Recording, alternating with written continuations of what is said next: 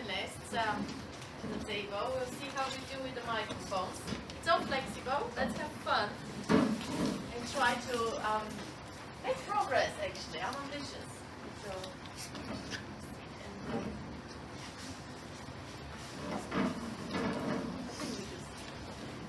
we don't have any more, right? Sure. I'll leave those.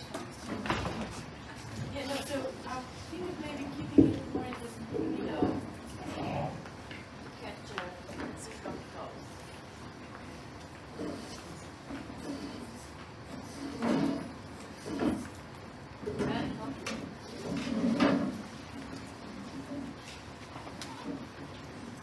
Sorry, we were one chair short.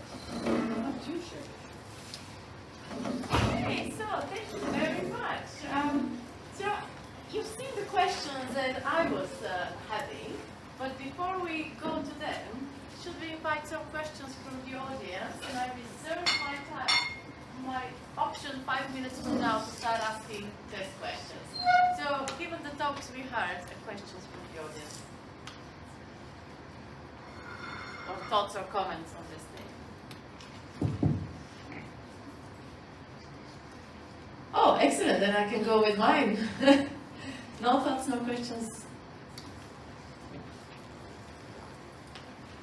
Steven. We try on the microphone because it's recorded. It's not on the microphone, it's not recorded. So I have a quick question from an outsider to this field, and it's about guidelines and resource. I kind of expected that one of the reasons for the relatively high fetal mortality that's associated with perhaps clinical error might come out to be resource in certain settings or stress associated with massive overwork. But it wasn't really mentioned that much. It was mentioned a little bit in human factors.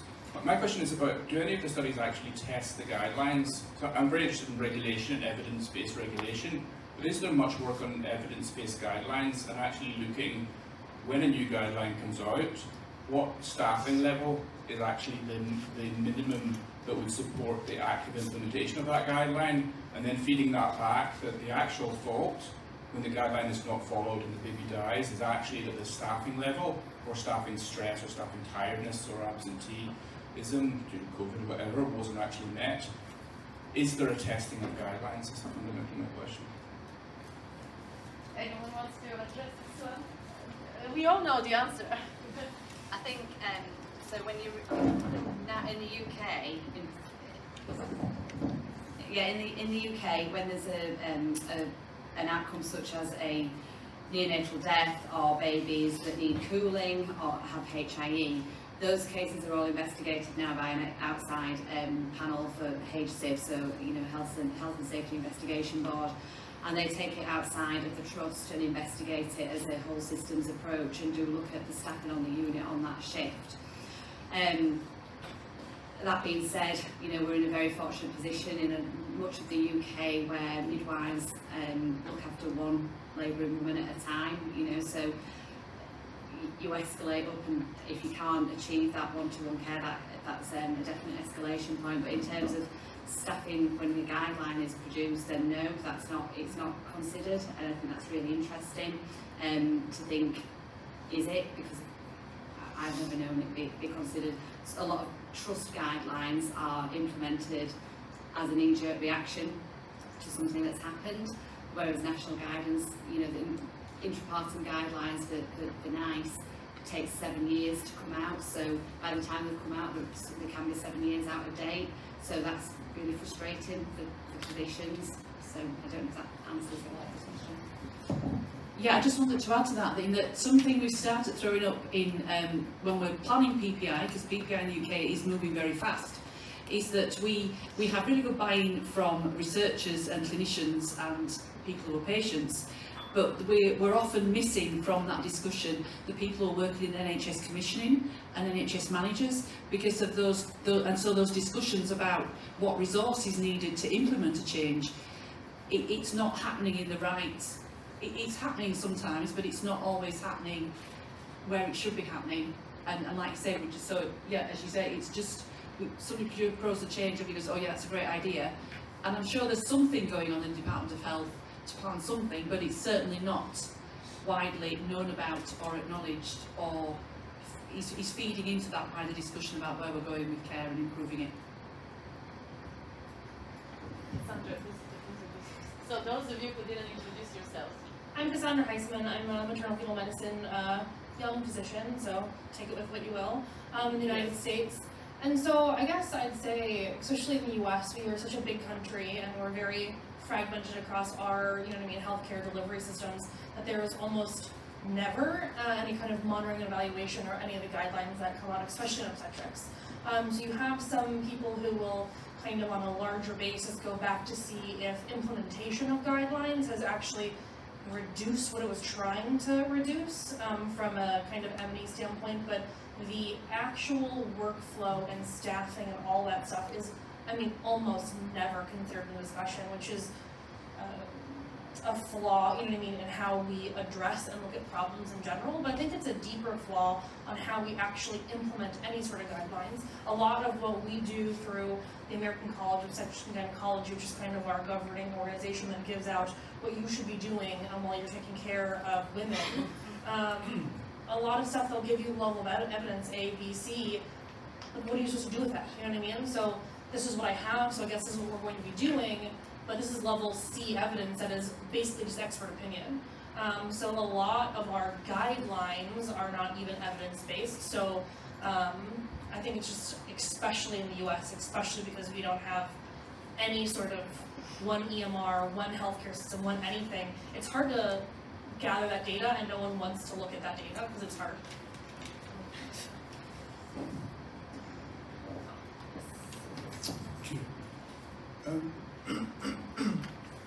To answer the question directly, there are very few, if any, studies that actually examine the impact of these evidence-based guidelines. But I think that is just half the story. The other half of the story is the guidelines often do not cover the breadth of clinical scenarios. In fact, they are not expected to. However, the clinicians still need to manage those patients. So you have this situation where patients that do not necessarily fit the specifications of the guideline but need to be managed are being forced to conform with the specification of the guidelines and then get managed inappropriately. You flip that coin around, and there are patients that should be managed according to the guidelines, but they are not because of clinicians' attitude and behavior. So you can look at the question in two ways. As has just been said, we do have standard setting organizations. In the UK, that would be the Royal College of Obstetricians and Gynecologists, Royal College of Midwives. But there's a total disconnect between what they recommend and the standards they set and the resources that are made available to keep pace with those recommendations. So if you fit all this together, you begin to see why clinical care is in such a flux. The other thing that came out of some of the presentations actually is a sort of patient characteristics. David Sackett, who is regarded as the father of evidence-based medicine, he did break down the true nature of evidence-based medicine as in best research, clinical expertise, and patient's values. And it doesn't matter how good the research is, it doesn't matter how good the clinician is. If the patient turns their nose up and says, "Thank you very much, I don't want that," that's a breakdown of your whole application of evidence-based practice. So the system has to have a way of uniting all of these strands in a way that makes it practical and purposeful at the bedside. And I don't think we're anywhere near as good as doing that. So the question you ask is a big one, and I think the answer is, even a bigger one, but we're not there yet. I'm just conscious that Renee didn't actually make any comment. Don't let him get away with it. Okay, I'm gonna have to take control over this, but I'll let you do your rounds and then I'm gonna be in control. I'm sorry, I was trying to be timid, but we've got another 27 minutes to cover some quite important things. I will come. So Martin, I hear you, Professor Cork, but let's you know, with this pace, it's gonna be another 6 hours. So I see you, I hear you, I'll try to get to you. So, this is excellent. Do that round, but afterwards we'll have to kind of focus and speed up because we have 27 minutes for a lot. Sorry, 20 minutes. Go. Comment on, go with your Comment on your question too? Yes, if you, just to complete that round. Not necessarily. In the Netherlands, we try to look at when there has every case that went was suboptimal. We discuss it, and we discuss it in the hospital where it happens with an external expert, and who is leading the discussion, but not giving any personal thought, only trying to ask questions. And then the gynecologists are asked, how do you think, how the gynecologist acts? And the other nurses can tell how the nurse acts. So we try to make it blame-free, because that's the only way that you're going to integrate it. Otherwise, you're going to play a defense part and try to hide things. So you need to be open. You need to, and we take some guidelines. So we say, gynecologist, do you think that the gynecologist on duty performed like he should have done, and not perfectly in line with the guidelines, but did he do what a gynecologist should do in this case? And if not, you can tell them. You can say, I think I would have come to the hospital to look, and I don't understand why you stayed at home, or something else. So because it's blame-free, there is a lot to learn, and then you see that there is progress. In a big hospital, we saw that after 2 years of this kind of talks, perinatal damage went down from 8 to 2 in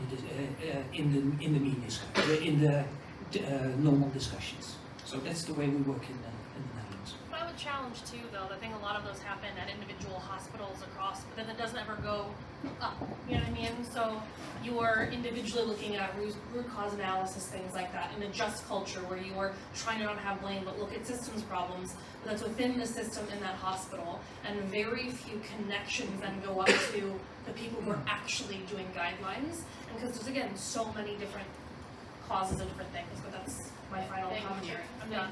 Thank you. Please introduce yourselves. Quick comment. Okay, you met me yesterday, Malin Holtzman from Stockholm, Sweden, and regarding this session now, I just wanted to mention that I was in the working group that revised the national guidelines for CTG classification in Sweden 2017. So we discussed a lot, and we didn't, as you all mentioned, in Sweden also we don't have any regular check-up on how systems guidelines are implemented, but we did a study on the 2017 classification versus the old one and the neonatal outcome and so on. But that was on our own initiative, and it wasn't planned by the specialty. Is it published? Yes. Oh, okay. Thank you. I would look that up. Hello, my name is Lukáš Urban. I'm from Czech Republic. I'm obstetrician for 21 years, and I work a department with more than 6,000 deliveries per year. And we are keen on inter-partner monitoring at all, and we follow, in Czech Republic generally, we follow FIGO guidelines 2015, and we organize or we do audits of our results every month. So we discuss our cases with low pH, and we organize once a year or twice a year lessons for midwives and doctors, and we discuss CTG traces from our work, and we try to educate young doctors and midwives about pathophysiology of CTG and pathophysiology of hypoxia. So it's our perspective. Okay, with risk to be naughty, I'm going to take control because we have a lot of important questions that the panelists have hopefully looked at. Thank you very much. I would say that obviously, as people working in technology, for technology, we need to audit, we need to have QMSs, we need to have so many regulations. And for clinical guidelines, there are none. So that is what you were highlighting, I think, with your question. And from my perspective, with the Fit for Labor test, it's already 2 years. I'm really itching to do a paper tick box version because I can roll out that tomorrow. While the software is like, which is so much better, more reliable, I have to still take years to get to somewhere. It's extremely frustrating, and the fact that there is no audit and regulation, it's killing me personally for many years now. So thank you for the question. I understand where you are coming from. Now, so you've all introduced yourselves. So the reason why I've selected you as well was a little bit to have representatives from the different continents as well, mostly Europe there and the UK, who is not in Europe anymore. So I think if we, in the interest of time, if we can, I know Austin hates that, you know, no questions or slow questions, but still, tomorrow we have a lot more time in the morning. We have actually free group discussion and so on, so I'll be very happy to do something similar and just open to more questions. But now I'll skip through actually the more targeted question, which was, as obstetricians on the shop floor, almost all of you, as people who've been there for many years and understand that, you know, we don't, the technology people. So with respect to introducing new technology in delivery wards, really building on what your excellent talk, Renee, was about, what are you, can you list the main human factors that you think would matter when you're trying to introduce new technologies? Very much you did that from your perspective. So if we can do around, if you can summarize yours and do around. So if you can just summarize again relatively. So when you think about introducing new technology, you've seen STAM coming in St. George's. All of you have seen new technologies coming in the delivery wards you work. What did you find were the main human factor challenges? If we can, you know, that can guide people who are developing technologies into thinking about these things. That's why it's a targeted question. Yeah, I think that you all should want it in a hospital. And that's important because, and that you do that at the beginning, before starting with your new technique or with your new program, or because when you force people to do something and they don't feel the necessity for it, then they will draw the brake. Thank you. I think what you've asked is a research question. And I think also targeted around fetal monitoring and risk assessment of any technology. But you've given me a food for thought.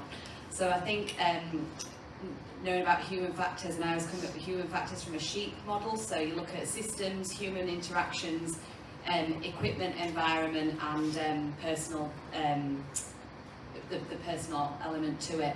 But I think the most important one for bringing in new technologies to an environment is making sure you've got staff engagement, and that staff would be, clinicians are involved with how things will run, because that's when I think, you know, whenever something's brought in, like, why haven't they asked us about this? Because we can see something straight away that it doesn't work. So I think it's about having the clinician involvement, but training, you know, and I've mentioned to a couple of people, you know, when I first used STAM, I was left in a room and thrown a booklet, that's how you use STAM, and obviously it didn't go well.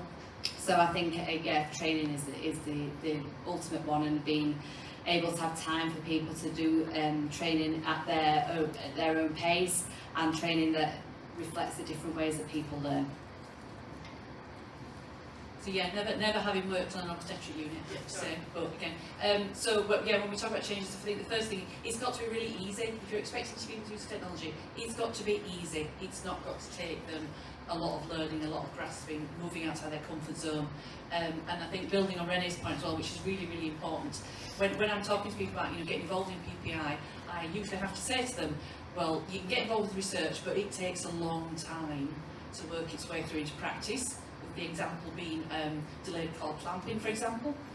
But then also remember, if people want something, it happens fast. And I give you the term breach trial, which rocketed into practice because everybody wanted it, regardless of the flaws in the research. So yeah, if people are ready and waiting and absolutely up for that, then your change will happen with minimal problems. For myself, I think it's kind of a twofold thing. One, if it's something that people want, then I think acceptance is going to be much faster. But then, if it's something they want, you need to start at the ground When and you have. say people, we mean working people or... Yes, like so your consumers, right? Yeah. So if you're developing a tech to your consumers, if they want what you're giving them, then you've already got that buy-in. And then when you do that, you have to work kind of like grassroots to the ground floor. But in feature monitoring technology, who is the consumer? So well, I guess technically, I mean, again, kind of going to your talk is, I mean, you're going to have to talk with the women to see what they want as well, but the person who's buying your thing is unfortunately us. And the people who are using and interacting it the most are the nurses or the men, you know what I mean? So I think that talking to doctors is like your last kind of hierarchical thing, or even the people above it. Like the people who need the buy-in for a smooth transition onto a labor ward are going to be your nurses, who are putting it on the patient, who are interacting with the patients and their wants and desires of, can I go into a pool with this? Can I go, can I water birth with this? Can I not? So all of those kinds of things. But I think the harder question is, if you have something new that the people who have been taught something for 50 years and you are going against that, that's a whole other set of questions and issues on how you actually convince someone that your new technology is actually going to bring something better when it's going against what they were taught. So I think that's another kind of larger discussion as well. So what I hear is training, engagement, usability, and research, evidence, right? Did I miss something? For me, I think the fundamental principle that underlines all of this is the fact that we are habit-forming creatures. And once we form those habits, they become intransigent to change. So a recognition that people will resist change and having some strategy towards change management is key. The second point, I think, is keeping things simple, almost idiot-proof. The simpler they are, the least convoluted they are, the easier it is to implement. And lastly, to recognize that not everybody will get on board, and do not let the fact that you haven't got 100% buy-in to stop you from implementing the change. Thank you so much. I think a lot of things I thought about has been said. But regarding it has to be simple, I thought it has to work 24/7, also 5 a.m. when there's a junior obstetrician resident and it's a very junior midwife on the shift. They have to be able to understand what they're doing. Like you mentioned, Stan was very, very complicated. In my hospital, we even have problems using the Dawes-Redman categories, and as we spoke about yesterday, and even the most senior doctor, that was 10 years ago, he didn't catch the main thing, so he didn't use it, and then the younger ones didn't even learn it either, so that's a problem. And also regarding decision makers, I do not agree with you that the women are the consumers, because I think it's kind of dangerous to ask lay women to say what they need. You will get the whole span of women who are so afraid and have large anxieties. Their children are at risk, so they want every possible test that is not good to use. You should screen low risk women for everything and so on. So I would say the doctors and midwives are the consumers. Oh no, I still think they're the consumers at the base end of it. But regarding that, I would say it's very important that the decision makers on both doctor and midwife side are engaged, and so they're not in opposition to each other. Maybe sometimes the doctors find this is a very good thing, and the midwives don't agree, or it's the opposite, and then we don't work well as a team implementing things. Thank you, that's another very good one. So we have experience with implementation of STAN in 2003 or 4, I think, and then with implementation of Monica. And we had the same problem, because it takes maybe 2-3 years, because young doctors and doctors' role and midwives didn't want to use these devices because they didn't believe that will help them to protect babies. They mean that it's a work, more work, and it was a problem. So as for me, it's used for good educational software at the start. So we use good educational software, very complex software that will teach people how to use the machine, and people has to trust that it will help them, and that there is no harm for the women. Because, for example, with Monica, we had a problem that the probes, the adhesive probes, irritated the skin. So midwives didn't want to work with it because of this. I feel you really want to comment back on it, or should I move to the next question? You said we had 23 minutes. You can move to the next one. Now officially we have 8. So I'm going to combine the last 2 questions into one so that I can give opportunity to get to these questions from the audience, and then we should have lunch. So I think this was super useful for me, so I'm really grateful. I mean, I know most of these things, but the idea is to have condensed in this way. It's really useful, so thank you for your time. And so if you had a magic wand, right, lots of money, lots of influence, but I'm honest with this question, I mean it. As a scientist in Oxford University, I'm obliged to do that kind of exercise from time to time myself. I don't know if you ever do. If you had a magic wand, influence, money, you care about saving babies and delivering wards within the limitations that we have still. What are the potential pathways forward in terms of technology? What do you think is a good bold strategy? You know, magic wand, but still on Earth, to improve the situation with fetal monitoring. What we all want to achieve is no babies with harm during labor, in particular some baby entering delivery ward healthy or without brain damage or morbidity. So this way now.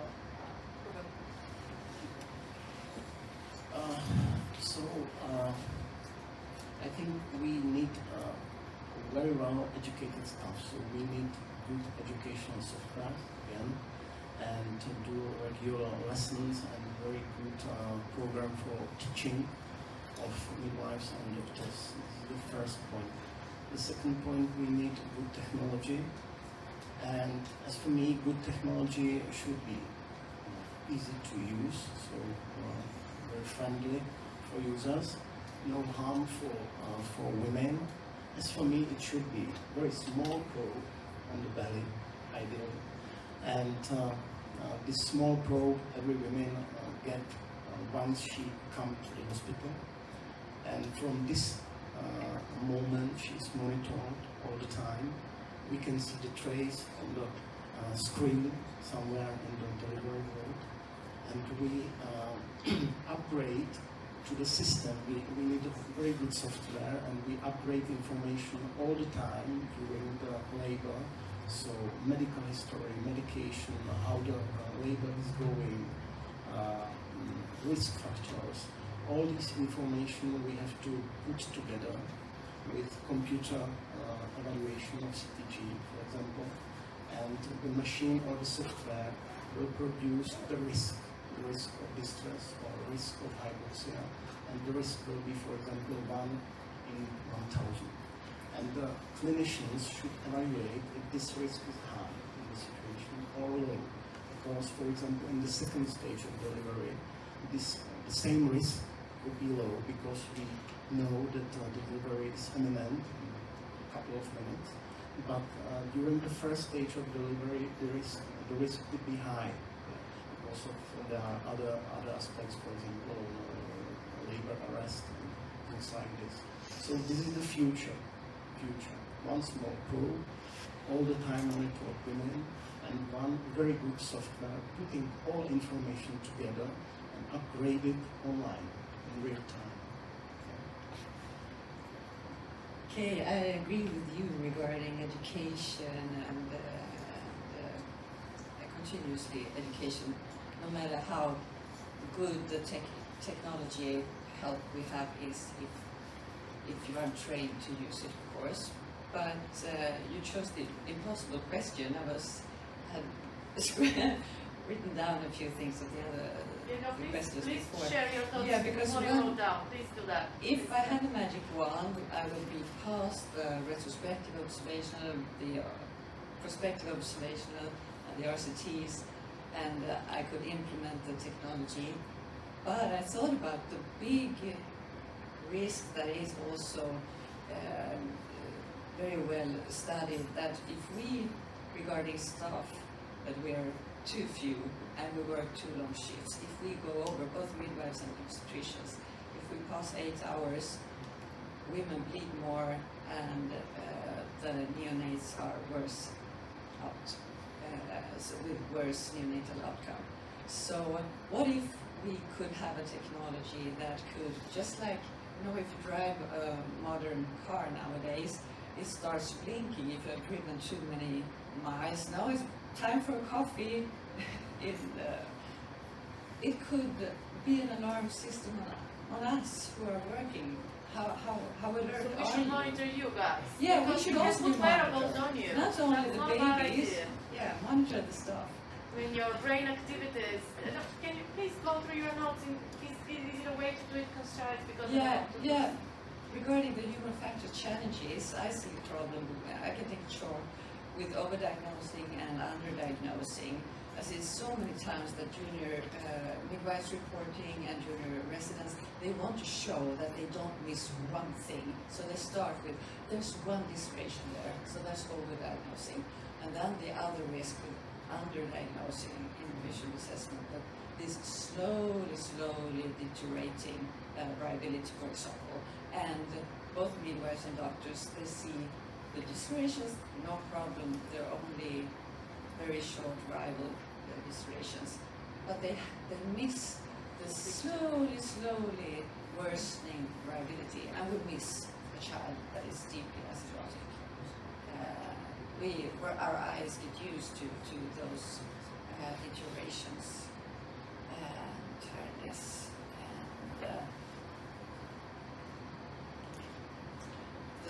and a challenge with new technology is that it might replace our own reflections and our trust to our knowledge in fetal physiology.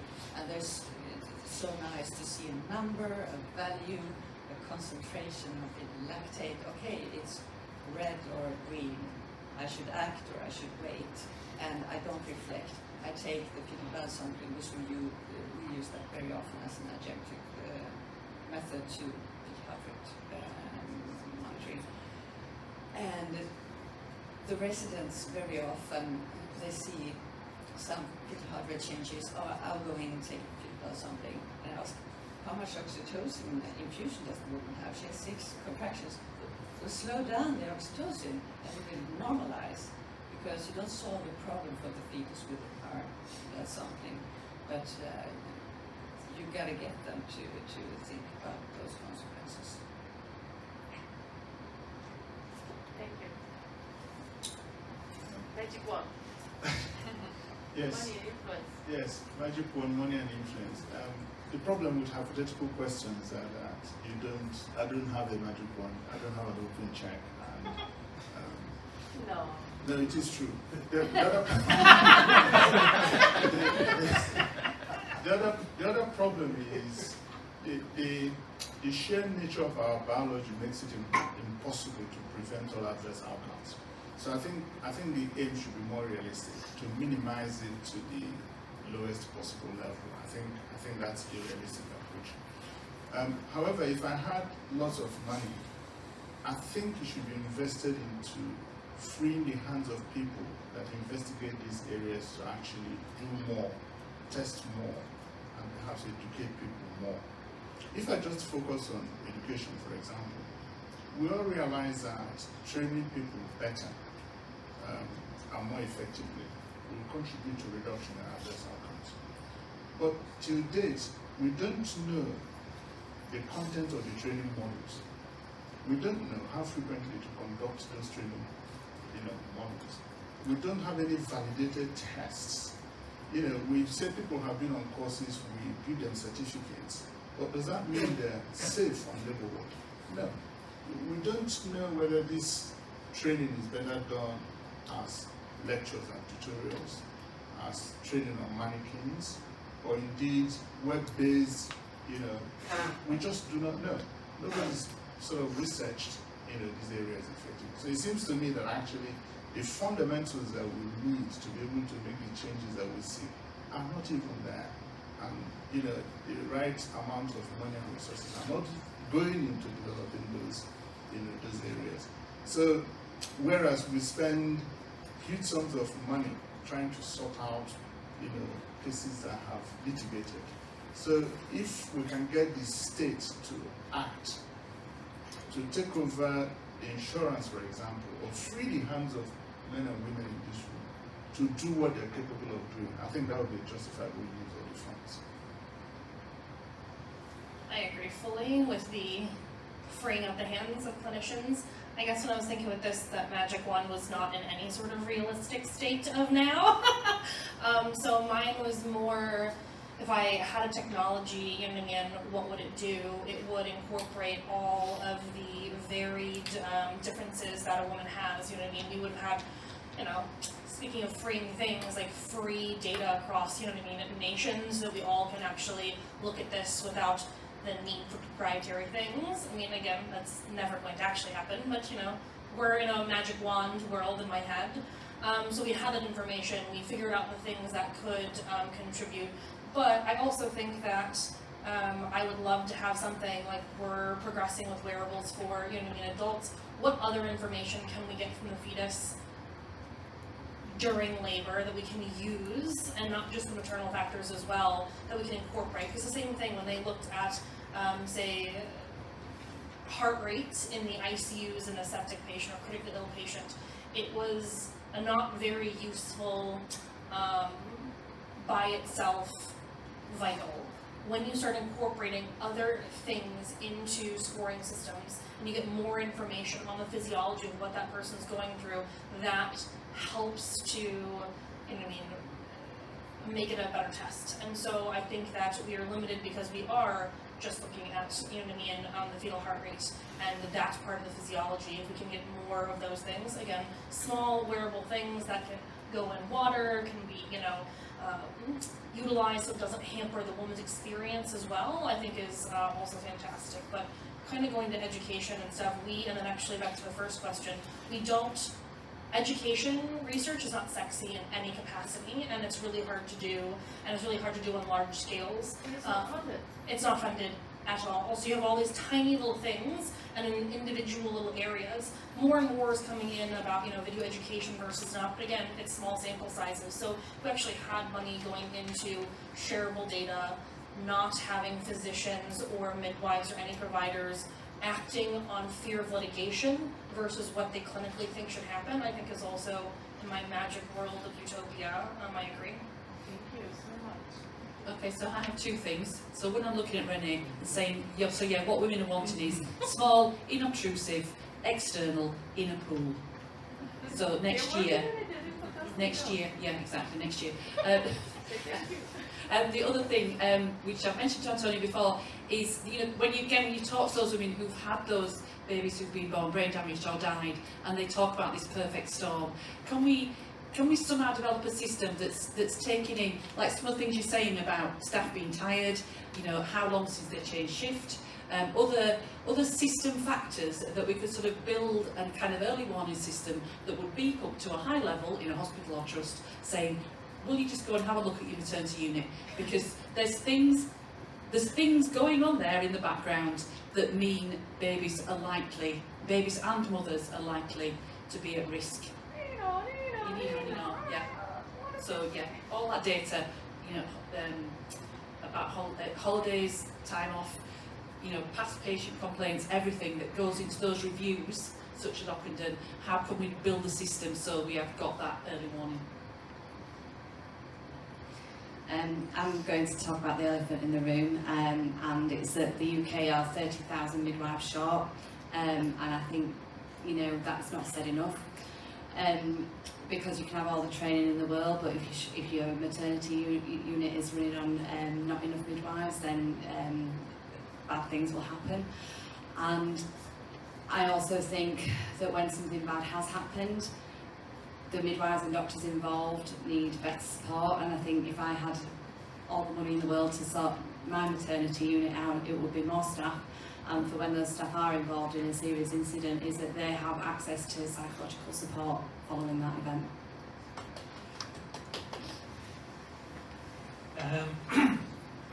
I think that there are two groups of poor neonatal outcome. The first is that the ones that we can explain, and I think that can be tackled with training. And the second is the unexplained. And the unexplained can be split in two groups. The ones that we are not searching good enough for what was the problem, and the other ones, the ones that we will never find. And I think the groups that we will never, that we are not able to find, but can find, might be the vulnerable ones due to long-term antenatal problems that with small hypoxia already have a serious problem. And I think that would be a target that we develop a kind of test at 35 weeks where you say this is the result of the previous 35 weeks and this is the fetal reserve that the fetus has. And then if we identify the vulnerable ones at which we look very carefully and put our effort and our time in, and then just prevent by training the mistreatment that sometimes happen, then we can reduce our efforts and time in normal patients, because then perhaps there's some place again for physiology, for just giving birth can also go normally and without over treatment. I can't thank you enough. I really enjoyed that. I'm going to go through the video and summarize the main things and issue them through the network. One thing I took that was new to me was, more humans and monitoring the humans. That's totally more feasible, actually. Having a little wearable on the clinicians and being able to alert, on that. So actually, that's a good one. I know we're all hungry. I'm going to be nice, and Martin, Julian, and Professor Kurt, if you could address your questions maybe to specific one or two people on the panel, so that we can target, and if you struggle to know the school, I can help. Thanks. I will do it super fast because I appreciate the timing. I think that, I apologize, New York. Cassandra. Thank you, Cassandra. I'm sorry, all the guys in the leads. You brought up the term litigation. One of the elephants in the room. So look at the situation in the US. We have the ratio of litigation expense to funding is about 80 to 1, or about 100 to 1, about 40 billion a year on litigation just for what we're talking about, and less than $1 billion a year for the funding. And if you look for within the billion that is actually spent on what we're talking about, it's even less than that. Some exceptions occasionally, but extremely little. It is not a priority. Nobody cares about this at scale at all. So it's very nice that you're excited, and that's why I'm here. But the fact is, no one really cares. And so that's why we're here. That's why there is no innovation, and there's never, and it hasn't been for so long. What do you think about this? Use that microphone. I mean, honestly, it's hard to not be, actually even as a young clinician, like, I don't have the experience that some of my other colleagues have, but it's kind of hard to continue to be hopeful that even with all the lovely technology that people are making, that we're going to have a huge dent in something because of the inherent human factor of fear, that unless you can convince then the litigators to not go after me because my machine said so, then I'm going to continue, and I'm, like, me as a representative of a clinician, am going to continue to, practice based off of fear. And it's kind of disheartening. I mean, I tend to try to push past that, but I see many, many people, especially as they get further and further along in their career, be practice very defensive medicine instead of practicing what I think they want to do all the time. And so I don't, in any capacity, have any idea how to combat that. But having, again, compiling more evidence, compiling good things that can continue to be trusted, I think is one step in that direction. But it's very disheartening, you know what I mean, as a clinician, knowing that I'm probably going to be sued for a couple times. The fact that I can, as a clinician in the States, be sued up to 21 years after someone's birth. 21, so even when I retire, 21 years after my last baby, I can still be sued. That is mind-blowing to me. 25, oh God. I'm sorry. I'll just comment, Cassandra, that, talking about it is the first step. If you're not asking the question, if you're not talking about it, you certainly, so I sympathize. I'd just like to kind of question that got brought up by Rachel's talk on patient perspective. This topic is very dear to my heart. I mean, like, this is really got the mother at the center, and so I'd like to intersect what you talked about with two other trends we heard in the last 2 days, which one is remote monitoring or home monitoring, which inevitably is going to put the mom forward even more because she's there. Now there is not a care practitioner to apply the device. And another trend that we heard about is computerized CTG analysis, which to a certain extent allows us to put some information potentially in the hands of the mom. And so I'd like to have the clinical panel perspective on how far should we go? How much should we push the information that goes to the mom? And when you made a comment, like, not too much, and I love that. I got so much pushback on this. And so I'm sure you probably have different perspectives. I don't know if I can pick one or two people, but anyone who wants to contribute to that. So how far should we go? How much can we empower the mom, and how much can we trust her in making the right decisions? I'll just say first that this did come up on those Facebook group discussions we were having, and the views were totally opposite. There was no clear, this is how much I want. It just like, some were like, I want everything, and some were, it was just, I had information, it was overwhelming, it was terrifying. That's the mom's perspective. Okay. That's the mom's perspective, yeah. What's the OB/GYN perspective, what's the midwife perspective, like on that topic? How much do you think your patients should have access to information? I would worry about home monitoring in the area I work in because home monitoring would have a market value, and I think they'd end up selling it. I think it would go missing.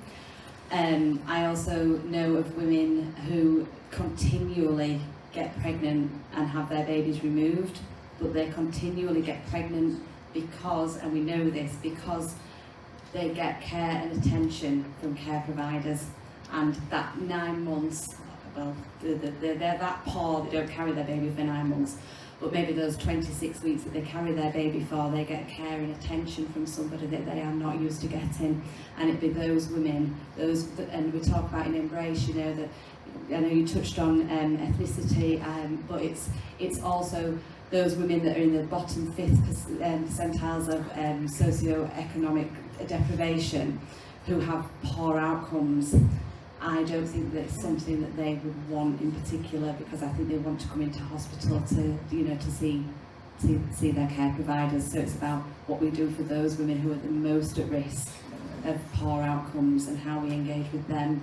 Because I think some would really want to have home monitoring because it means they don't need to bother coming in for the checkups, but actually they're the ones we really want to see. Yeah. But it could also be... Take this in the right place. Individualized care, catering for everyone.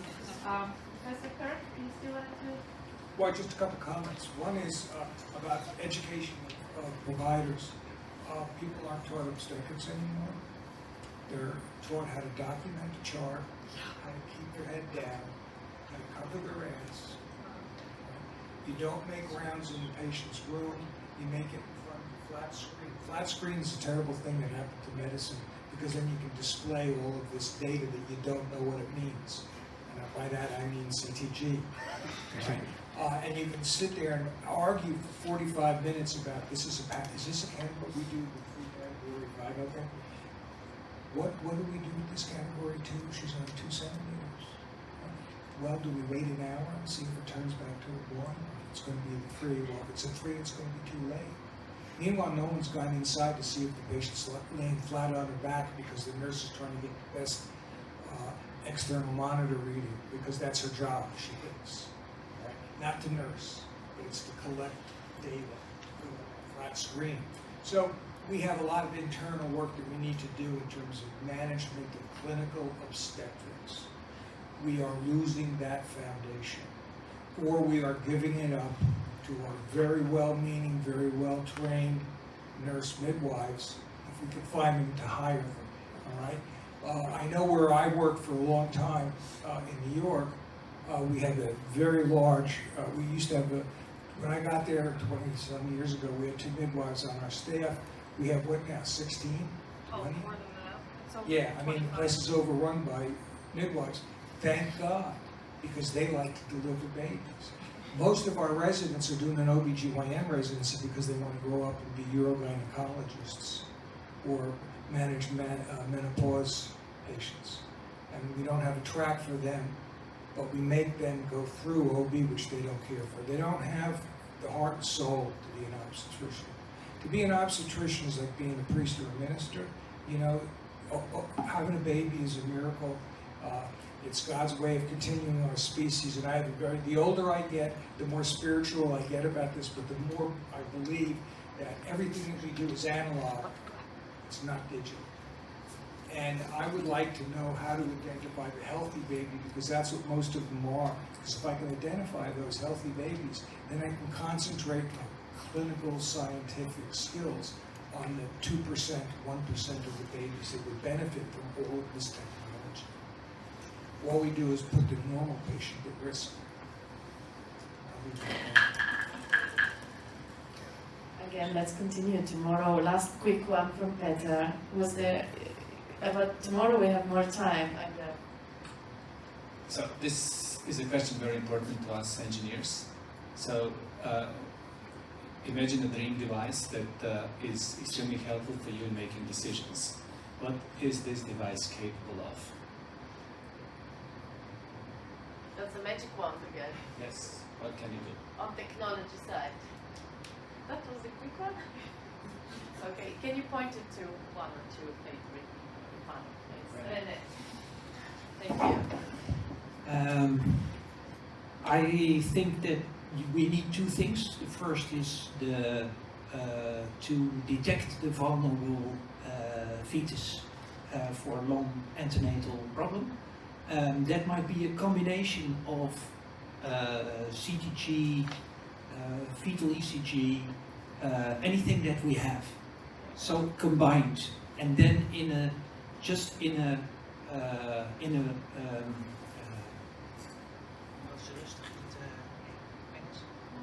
quiet way, just no contractions at all. So not the CTG starting at delivery, because then they are not comparable to each other. Because some is after 10 minutes and some are after 5 hours.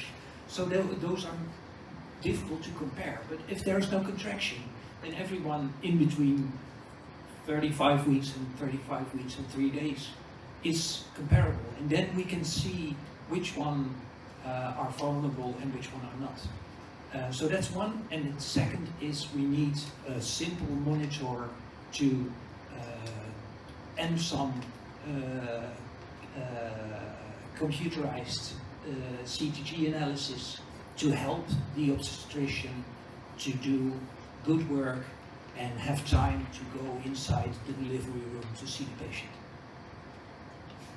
I'm going to thank the panel for your time and efforts. Let's do this tomorrow, Beth. Let's have lunch because we have a very exciting talks in the afternoon and another panel as well. You hopefully will do a better job with that one than I did.